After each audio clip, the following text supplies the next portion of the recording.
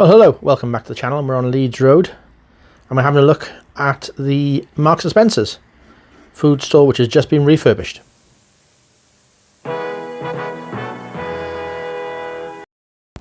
So Marks & Spencer has a long history in Harrogate, starting off in that building there, in fact on a market stall, moving to that building there at the beginning of the 20th century. There's another view of it. Became BHS and then finally Primark, so that's where M&S used to be. When it first had, a major store in the town, and we're moving up now. That's its current location, of course, in town. But we're going to look at the branch on Leeds Road. There it is. Now, when it first opened, replaced like a car dealership, and it was half, well, so 2/3 M&S and 1/3 like a sofa warehouse. So we walked in now, and this is the produce area, flower shop there ahead. Really beautiful and very large and airy produce area, salads, fruit and veg there, really looking good. And we're going to walk into the bakery, and this sort of combines the pre-made stuff, sliced bread, that sort of thing, with the bake off and the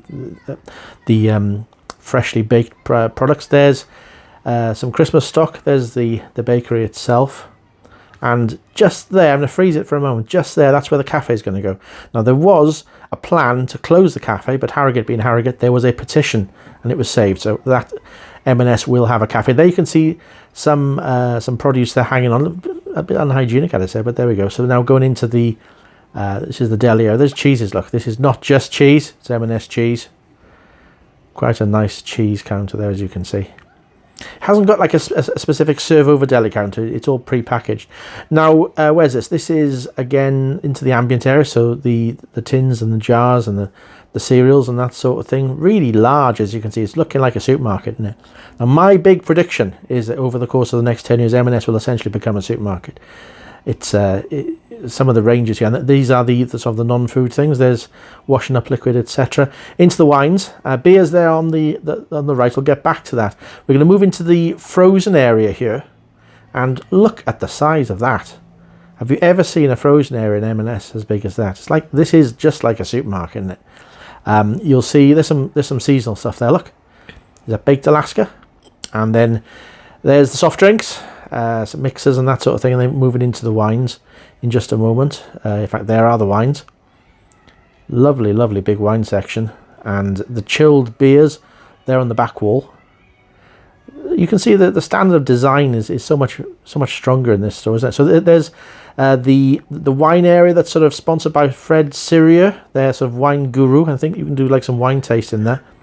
This is the main area for wines, and now we're into this is the bread and butter of M&S. This is like the chilled area.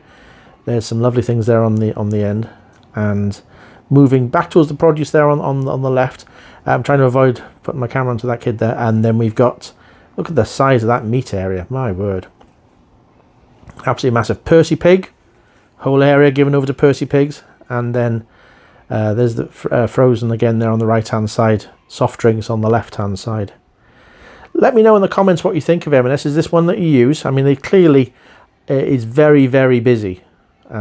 There's some tin tomatoes and other tin stuff. Certainly far bigger ranges of ambient, and there's some, it looks like you can get your own coffee ground there. I've never seen that in M&S before.